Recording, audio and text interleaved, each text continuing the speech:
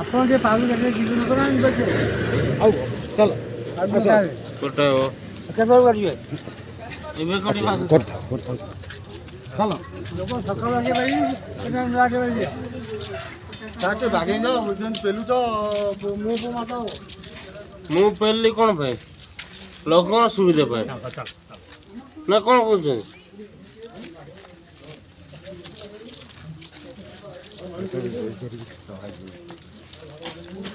କୁଆଡ଼େ ଆଜ୍ଞା ଯାଇଥିଲେ? ଏତେ ଲୋକ ଅଛନ୍ତି ଏଠି, ପାଉତି କାଟିଲେ ଫସଲ କ୍ଷୟକ୍ଷତି ଇଏ କରିବେ, ଆପଣ କୁଆଡ଼େ ଯାଇଥିଲେ?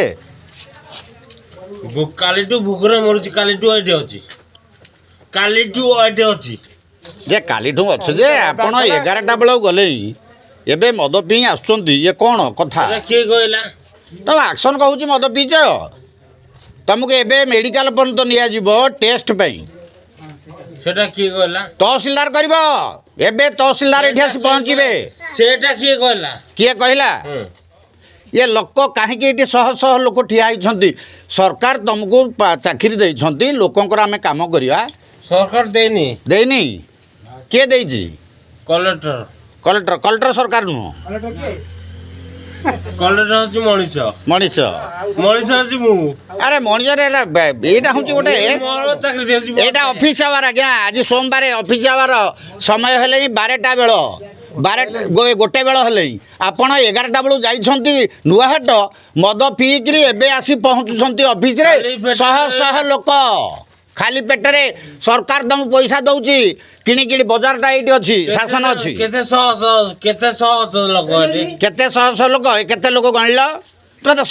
ଠିକ୍ ବାକି କଥା କହିପାରୁନ। 100 ଲୋକ ଅଛନ୍ତି ଏଠି। 100 ଲୋକ? 100 ଲୋକ ବି ନାହାନ୍ତି। କେତେ ଲୋକ? 90 ହେବେ? 99।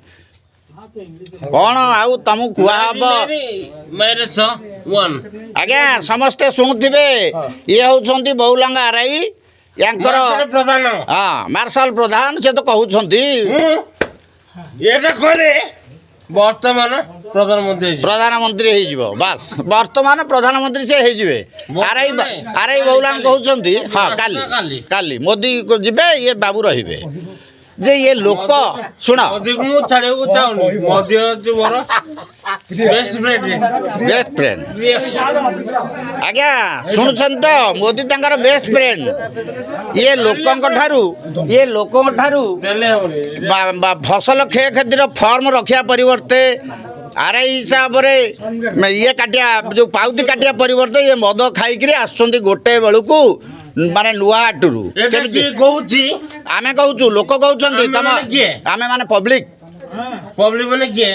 ଏବେ କ'ଣ କରିପାରନ୍ତି ଜାଣିଛ? ଏବେ ଚାବି ପଡ଼ିବ, ତମେ ରହିବ।